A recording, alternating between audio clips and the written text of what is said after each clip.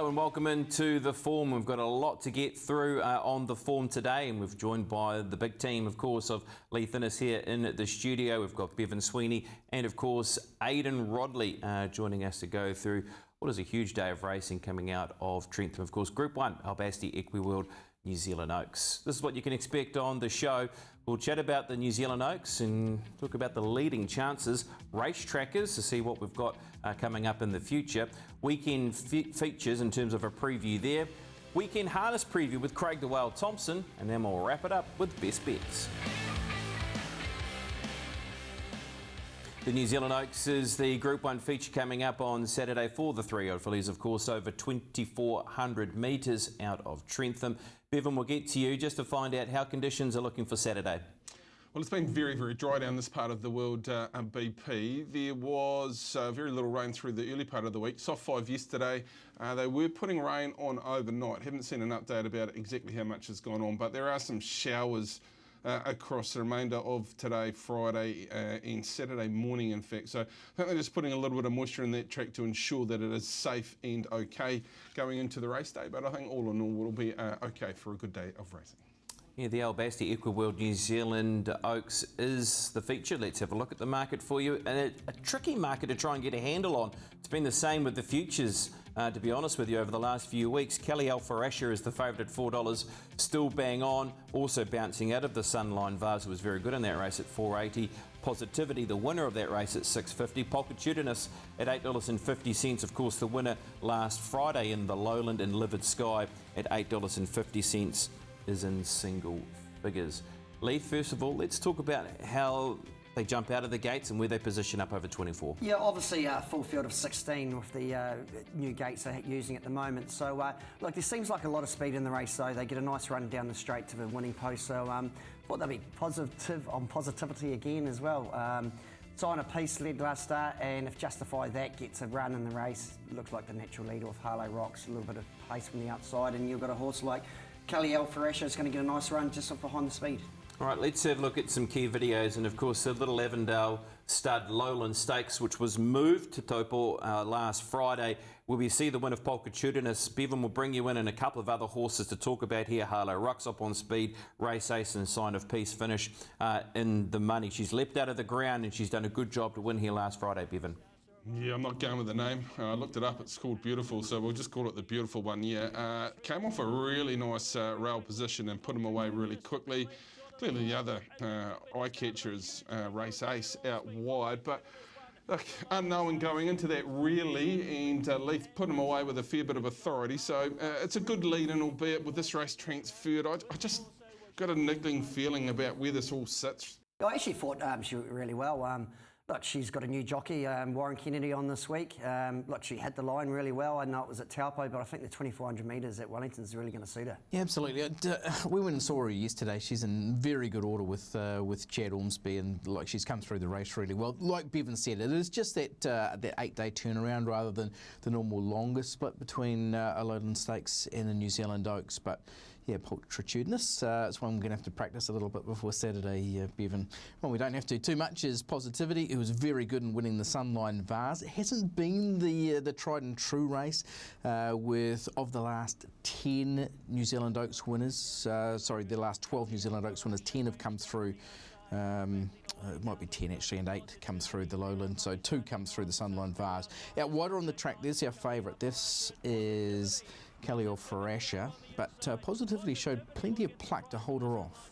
Yeah, the Almen's filly was really good to the line. A little bit surprising, Tiaka horse, they would talk about putting the blinkers back on. I see they haven't.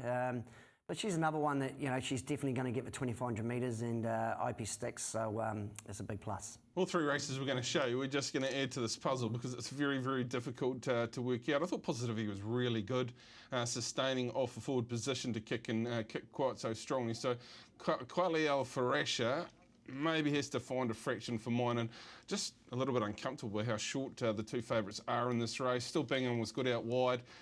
Just tried to find an edge, going back through all the dams of the entire field and try and find a horse with a bit of staying form around its mother. And Look, Livid Sky is the one that I'm getting pretty keen on. I did like its last start performance. I really like this performance. Harlow Rocks ran on speed, kicks very strongly in this particular race, but it was Livid Sky that really caught my eye. And Stephen Orchards brings a couple of runners to the race, Leith, and I think they're both live chances going into Saturday.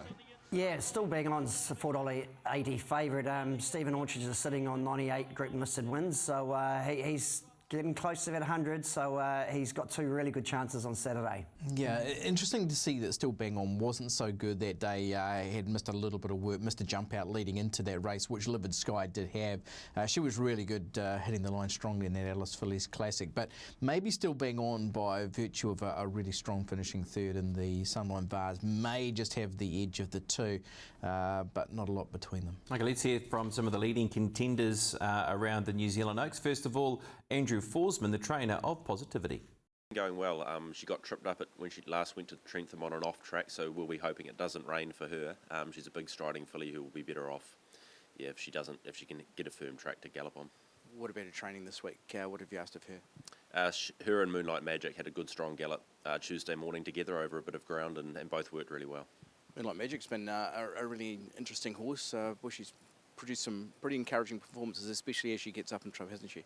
Yeah, she stakes placed in this company, and probably just didn't have all favours last start at Ellerslie. Just had to make her run a bit soon off a slow tempo and just peaked on her run a bit. But I think the timing's right for her. And Ren, we saw her in the Lowland last time out. How's she going?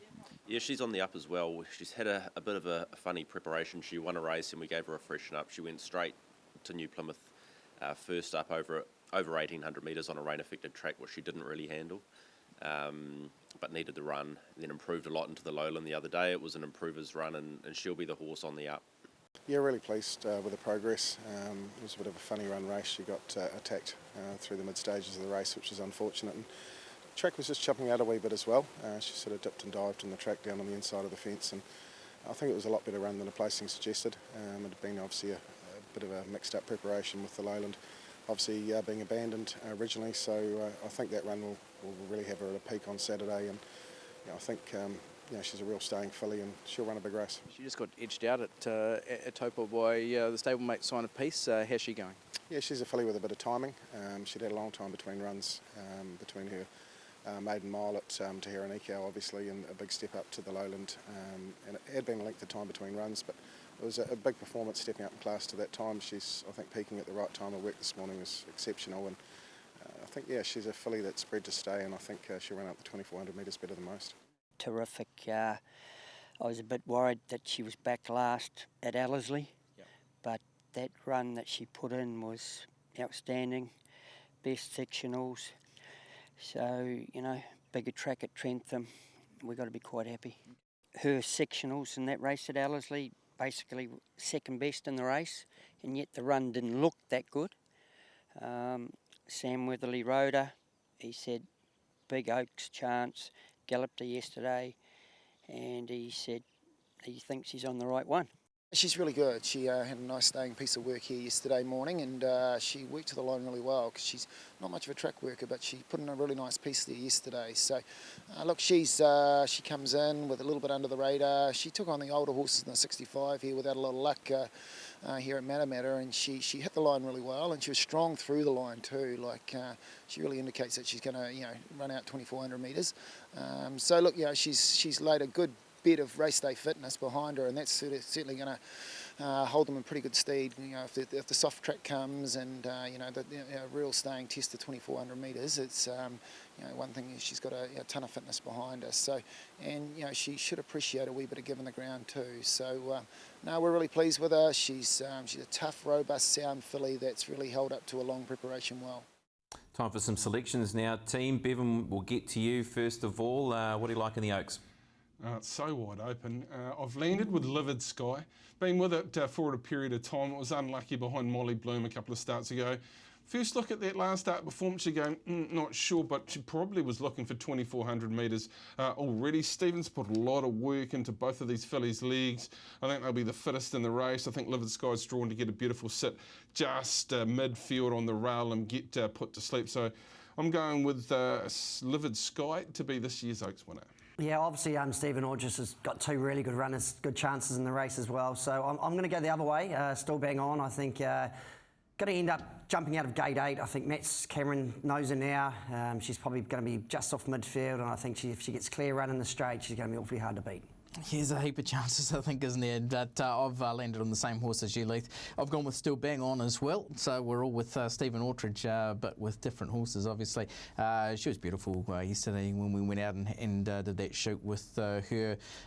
Interestingly enough, the two favourites are coming out of barrier draws that have not won this century. So history might have to be made if either Still Bang On or Caliel Farashi can win. 4:40 is the start time for the New Zealand Oaks on Saturday, and of course that'll be part of the Grand Tour bonus back with the first 6 races there out of Trentham.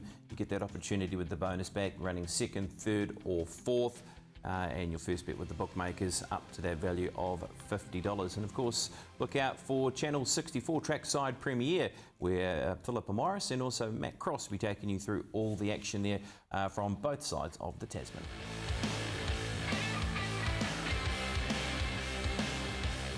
Racetrack is now a horse or a greyhound, yes, greyhound, Leith Innes, that you might have spied over the last week. What have you found for us? Another greyhound? Not a greyhound today, okay. But I found, look, race 5 at Taupo.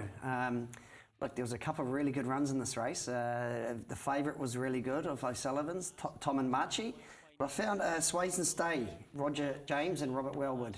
You see it got into a bit of trouble there at the 900 metres. It managed to sort of, once it got out in the straight, its last 200 metres, it came home in 10 seconds, .75. So, look, there has been a couple of offers for the horse. But if he happens to stay here in New Zealand, I think he'll be winning his next start as a maidner. Yeah, heading the line really, really strongly.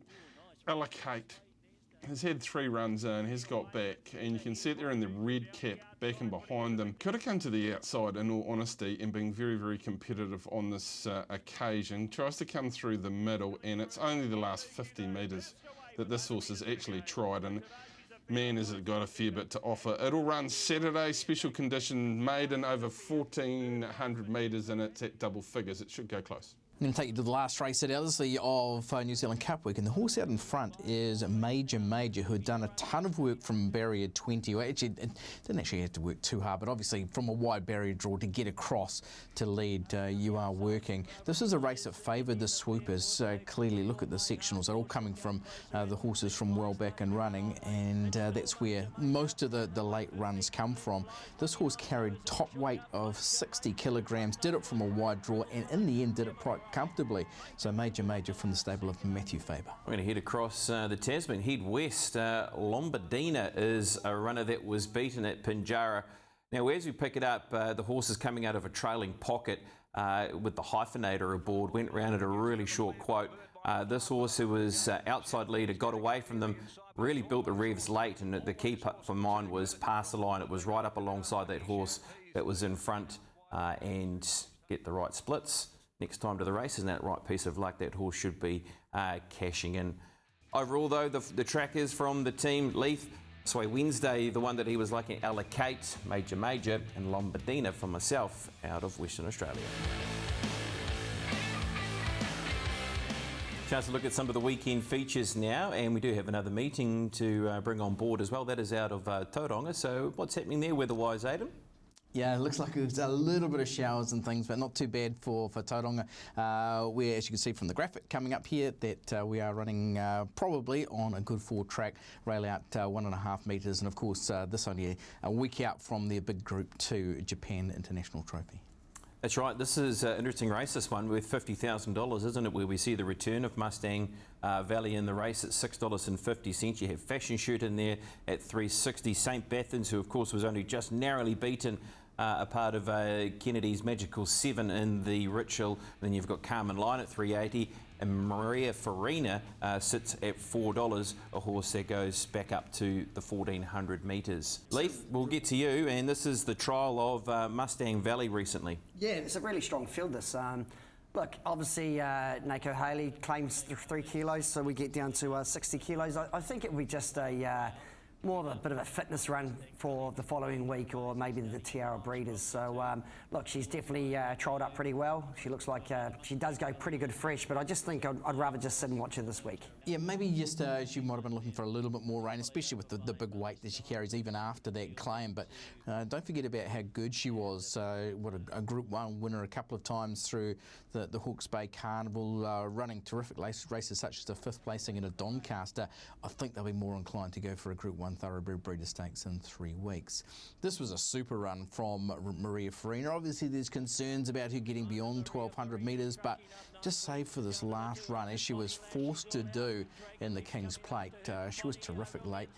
She pulled up so quickly after the line. She like 50 metres after the line she was at a stop, so you've just got to time your run right. But super run from Maria Farina, but in the end I have settled on Fashion Shoot. A really good second last time out, another one getting ready for that New Zealand Thoroughbred Breeder Stakes, so maybe just better suited at the 1400 metres. Leith, who do you have on top? Yeah, I've got Maria Farina on top. 1400 metres, 2 starts ago she was super at Ellerslie. She was guided by a really good ride by Sam Weatherly, and look, Ace Lawson Carroll gets her 2 kilos off, so she's good at the weight of 56. So if I was Ace, I hope he's been studying those videos, because she's only got a short run to the post.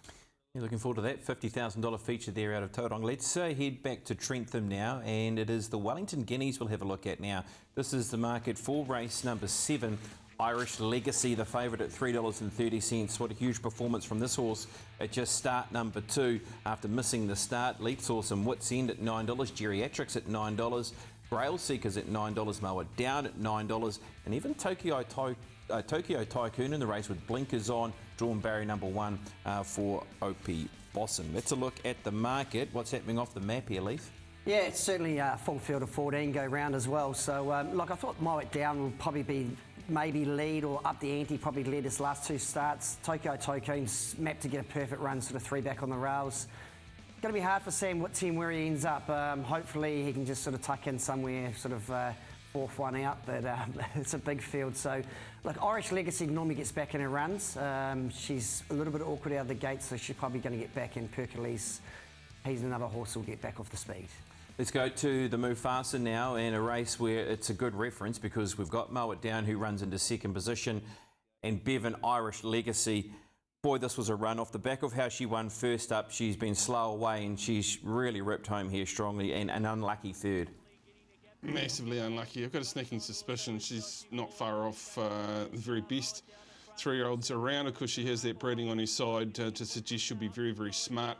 Look, she'll need good tempo, and with Kulifa coming out, that might be takes a little bit of zip out of it, but those wide draws coming across at Trentham should allow her to have a crack at them in the home straight from back, to be fair. But she's shown a really good turn of foot, Leith, and look, if everything goes to plan, there's good tempo, she does look like an outstanding chance. Yeah, obviously at Ellerslie, she was playing up a little bit in the gates. It was only her 2nd start, so look, she's probably mapped to get back a little bit, but she was unlucky, and you know, she's the writing on the wall. She's a proper, you know, really good 3-year-old filly. She was. Moa Down was terrific though in running 2nd. I think you've got to be a little bit forgiving on Pericles because the prior form was all good as well. So yeah, really nice race at Mufasa Stakes, and one of the key form races leading into the Wellington Guineas. Certainly a horse that you've got to be respecting, and Wits End is an interesting runner, and probably you can speak mostly to this particularly. Leith got back this day, hit the line strongly, so maybe becoming a little bit more tractable and available to go back in the field, but look, in a big race like this, even drawing the wide draw, going forward to try and find a slot. Yeah, look, he's probably going to go forward. He was unsuited by the Taupo track. He was probably going to run last at the 600, and look, he was really good late. He got interfered sort of halfway down the straight, but just the draw, he's going to need some luck somewhere, in a good ride by Sam. He's been looking good so far on the way through, but yeah, that barrier draw really does play against Wits End here. Time to hear from some of the leading trainers. First of all, Pam Gerard around Pericles. Happy with him. Yeah, he's done well since the last run. Obviously, it's the first trip away for him. Sort of think it'll be good for him mentally to have that trip away just before the end of the season. But yeah, I'm happy with him. Yeah, really happy with him. It was just disappointing having to take him to Taupo. He needed the run, obviously, but he's just such a big action horse. He really got lost around the tight turns from the half mile to the corner at Taupo, and he looked in all sorts of trouble, like he was going to drop out and run last. But once he balanced up in the straight, he was really strong over the final stages. So getting him back to Wellington is going to be key. He's obviously won down there, and that big roomy track with his action is really going to suit. So. Yeah, really good.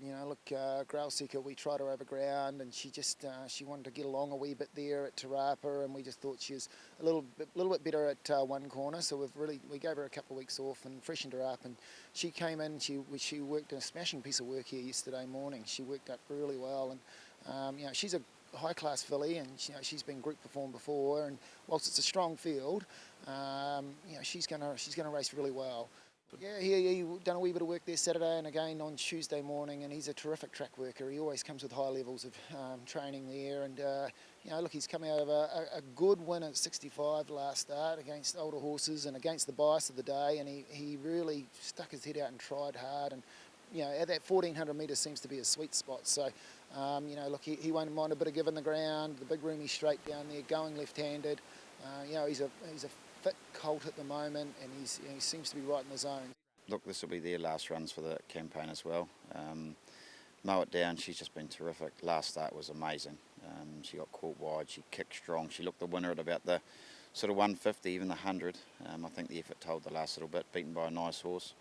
But going very well, trained good. She's just had her final little gallop this morning. And Toshi for it, she'd been going very good. Last start was a touch disappointing. I think the speed was just a bit slow. She sort of fought the whole way. If we've got a genuine speed, she can turn her form around. She's always had an abundance of ability. She's taken a little bit of making, and temperament's always going to be close to the surface, but ability-wise, she deserves her opportunity there. Right, selections from the team now. Bevan, we'll get to you first of all. I think the favourite's a super 3-year-old filly. Look, she might need some luck from that particular draw. Rogers mentioned her manners. She can get it 95% right on what I saw at Ellerslie. She'll be finishing right across the top of this field, and it'll be great to see Christopher Grace and Susanna with another top-line 3-year-old in their team. Yeah, I'd love to be cheering Wits End home, but I think the draw's going to be a little bit tricky for him. But I'm with you. Irish Legacy, look, she was massive last start. She just a little bit green still, but I think she can definitely win the race. Yeah, I'm sticking to that Mufasa Stakes form line as well, and she's run the quickest last 8, 6 and 200 out of that race and looked really good doing it.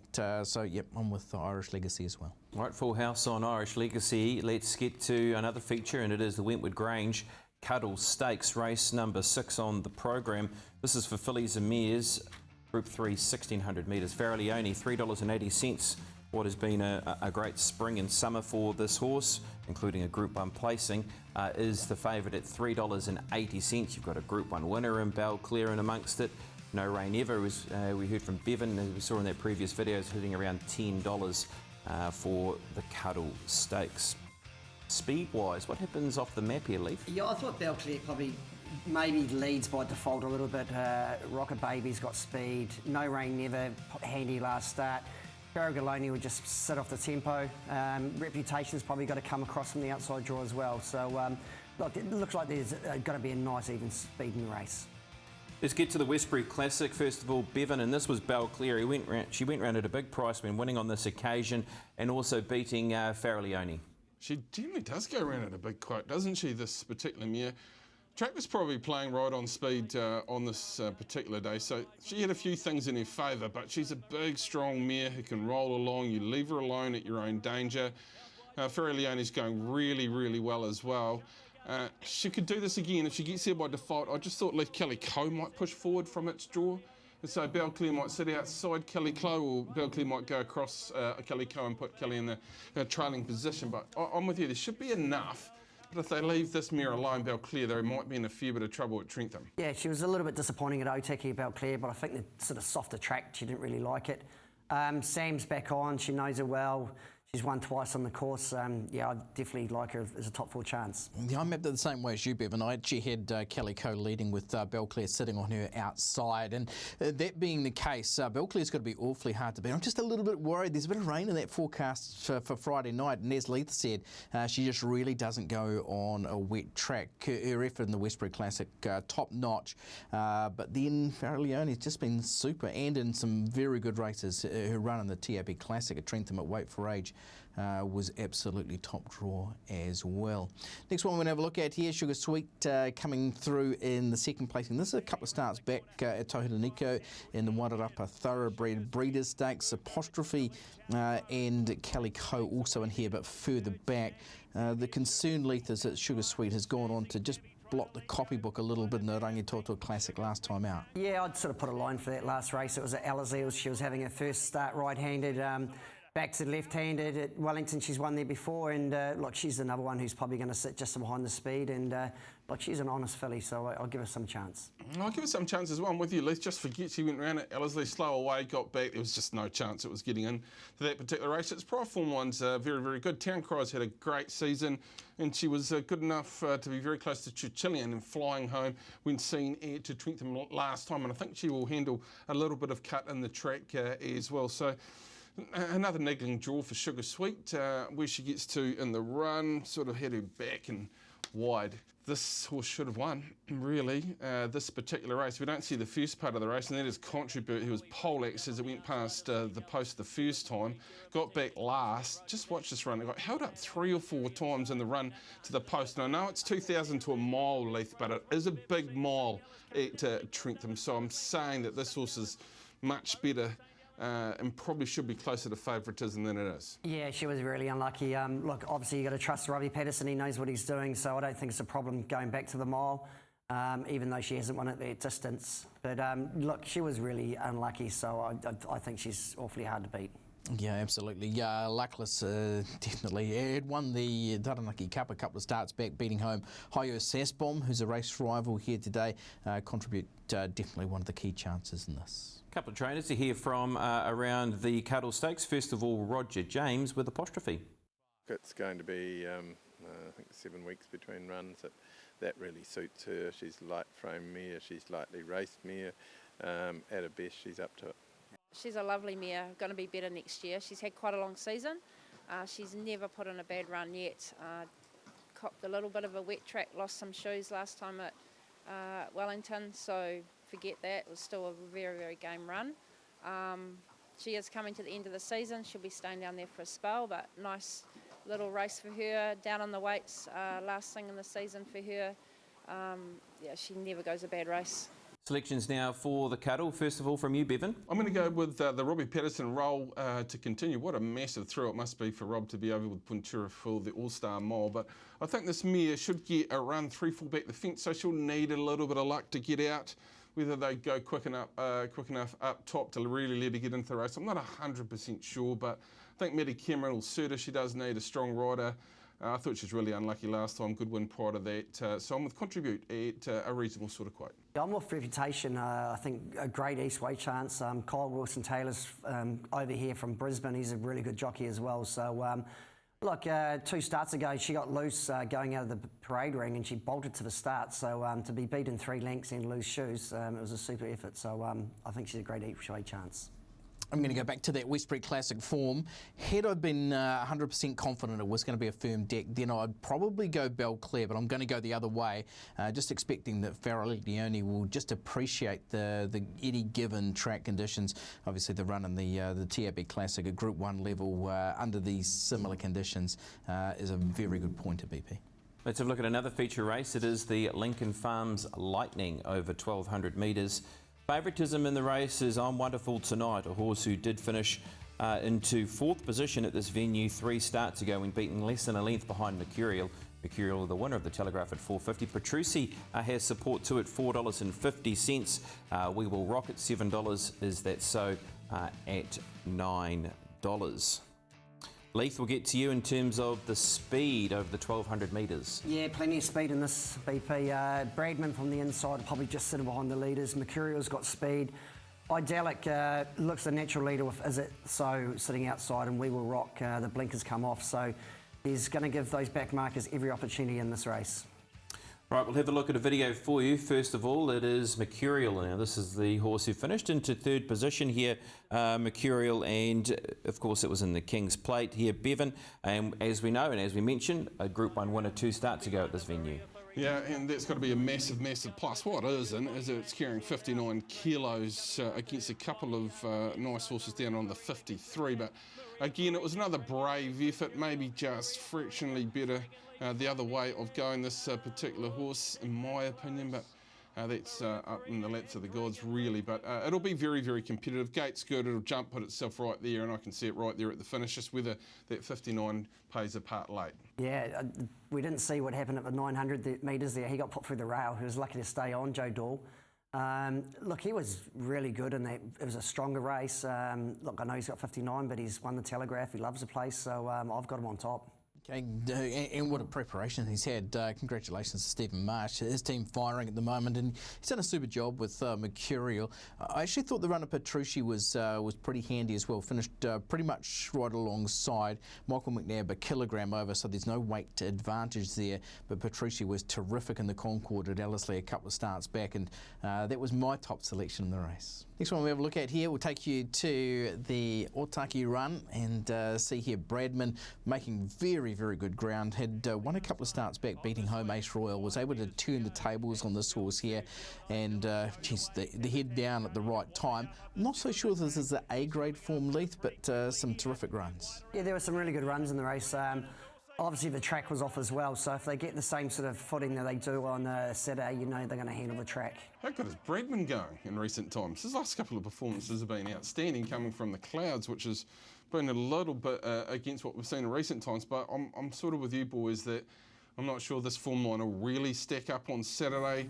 If the real if in doubt get out comes to play, then it can definitely be right in the mix. It was very good at Trentham in the Group 1 a couple of seasons ago, and of course had no luck in this particular season. So see how Butler gets a decent sort of ride and a decent sort of race on if in doubt get out. But well, I just see 2 or 3 better coming into this particular race than out of that race, BP. Well, let's hear from Stephen Marsh, and Aidan did ask Stephen about Mercurial and around that big weight. Yeah, he has to carry the 59. Look, it's going to be his last run for the season. He's just been an ultimate racehorse the whole way through.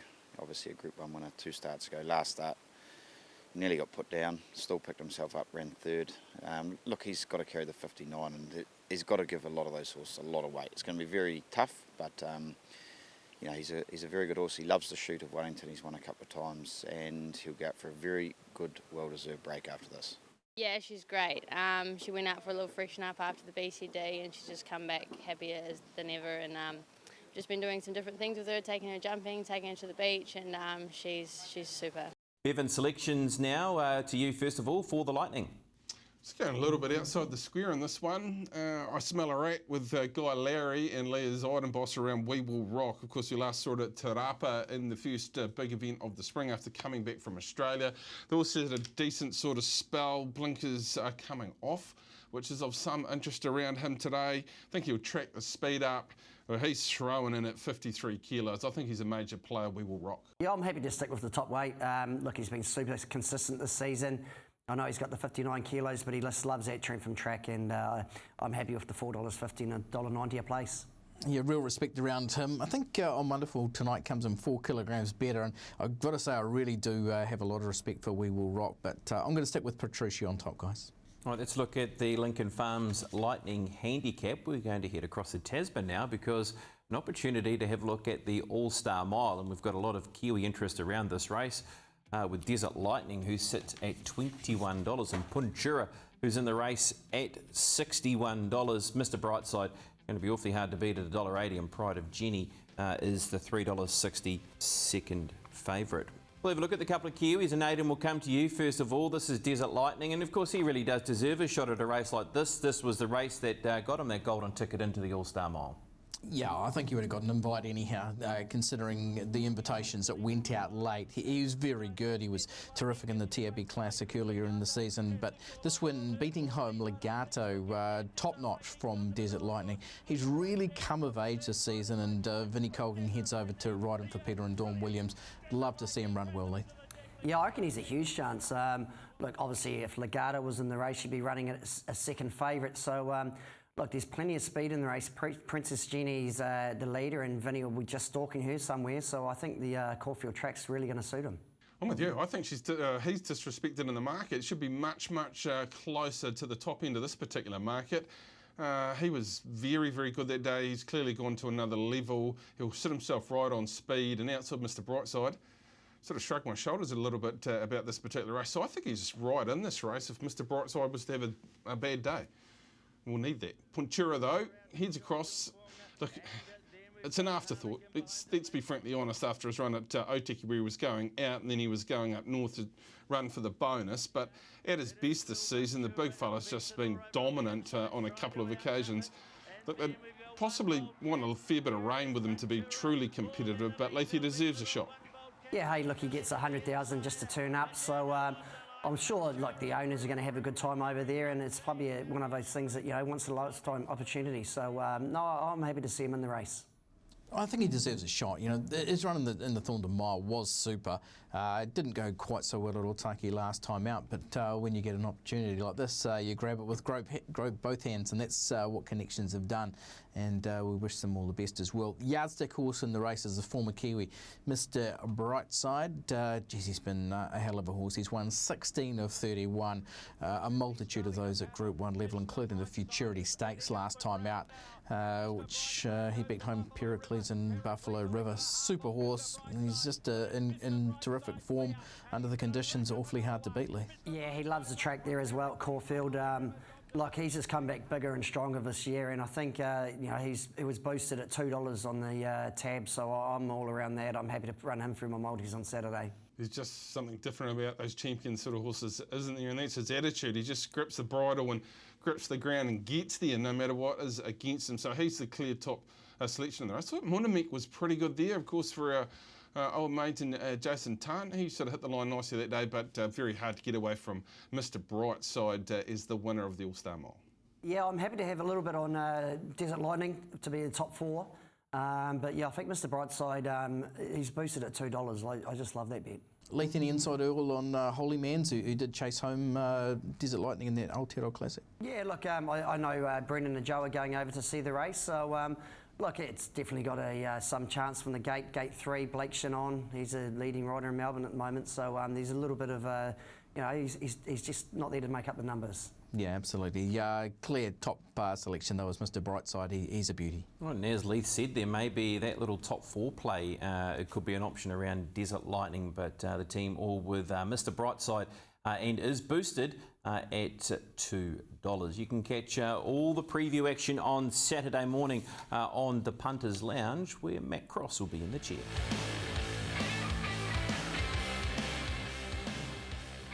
Time to talk some harness racing now here on The Form, and we'll be catching up with Craig Dewell-Thompson shortly. First of all, let's have a look at conditions out of Alexandra Park for what is a big night of harness racing there. Of course, the Group 2 Ladyship Stakes worth $100,000 is that feature. Showers turning to rain, northwesterlies is the forecast for Friday night, a low of 14 and a high of 20 degrees. And as we said, Craig, that feature race Group 2, the Ladyship to look forward to at the park.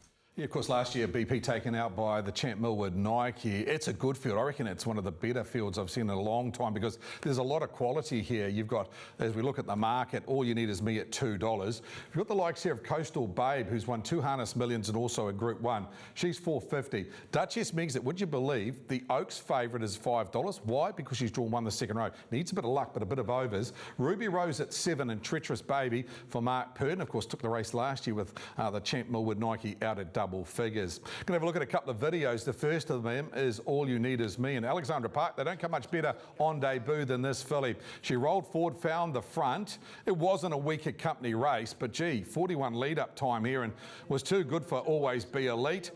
I like her. She's got the right draw, but I think she's a little bit of unders. Actually, Carter never pulled the plugs. She won that easily, never removed the deafness. She's beautifully bred. She's out of Adore Me, who actually won this race some 12 years ago. I think she deserves to be favourite, but what I would say is I think 280 was fair, 220 is too short. We've got Group 1 winners in the race, and she's not one of them. So I do think she can win, but she's probably finding her right price. A horse that certainly has overperformed in the last 2 months has been Coastal Babe, the winner of 2 Harness Millions in a Group 1. We'll have a look at her Group 1 win last start, Coastal Babe, and this is her in front doing what she does best, is when she's got a good gait, gets into a rhythm and can roll forward and find the front. Now, if you're backing her, you want her to cross All You Need Is Me this week. I wouldn't want to see her sitting parked or back in the field. I think she's a great front runner. She beats Kiss here and also a stablemate Ultimate Racy Girl in a very close photo. What I can tell you, she's been back at the workout. She trialled last Saturday, actually won by 10 lengths at the workouts and running a good time. I think she'll roll forward. I'm not convinced she'll find the front, but if she does, she's the horse to catch. The horse that's probably, as I said, got to the right price here is the Group 1 winner and Duchess of Megxit. Go to the park last start. A little bit rocky early on. We see her out wide in the blue colours here, rolling down the outside. I like when the speed's on with this filly because she kind of paces a lot better. When they dawdle around, she can be a bit of a doofus. We saw that at Addington in the Group 1 where the speed was on throughout and she just rolled over the top of them out wide. I think won the second row, $5 is not a bad draw because I see a lot of tempo early. I reckon she can get off at some stage and I reckon she could get home. $5 and $1.80. If you're not going to back the favourite at the shorts, I reckon the $1.80's okay.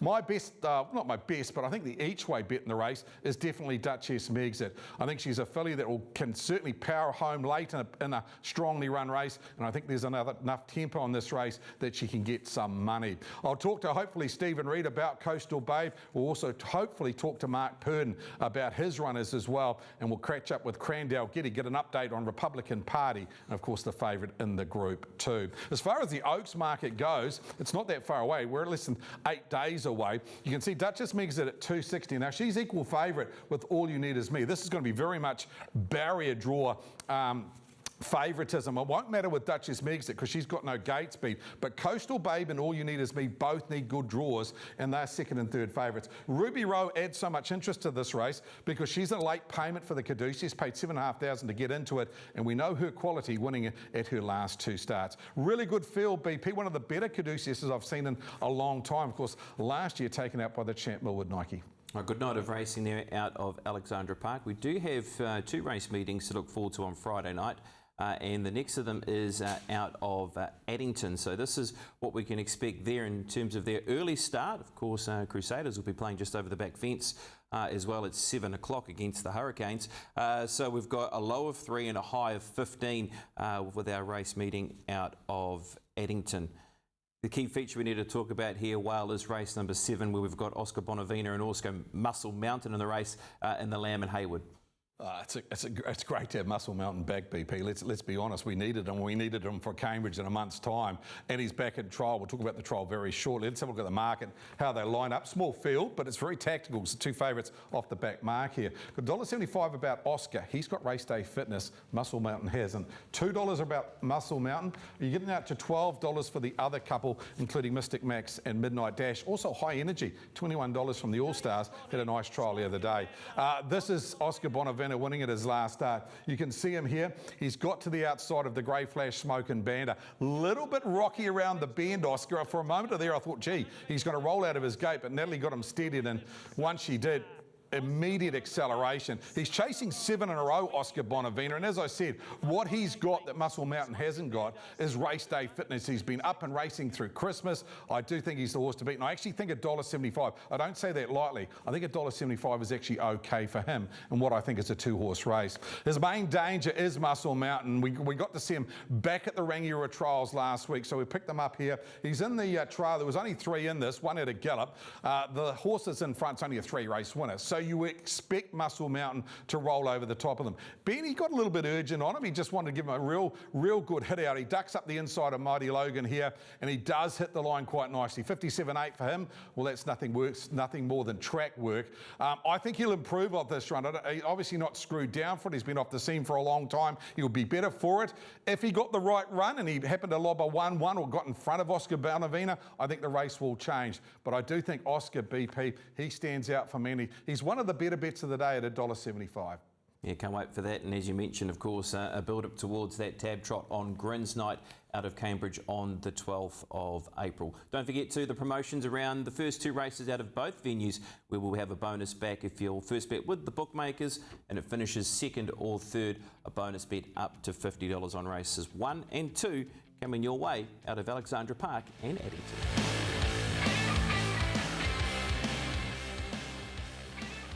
Time to wrap it up with best bets.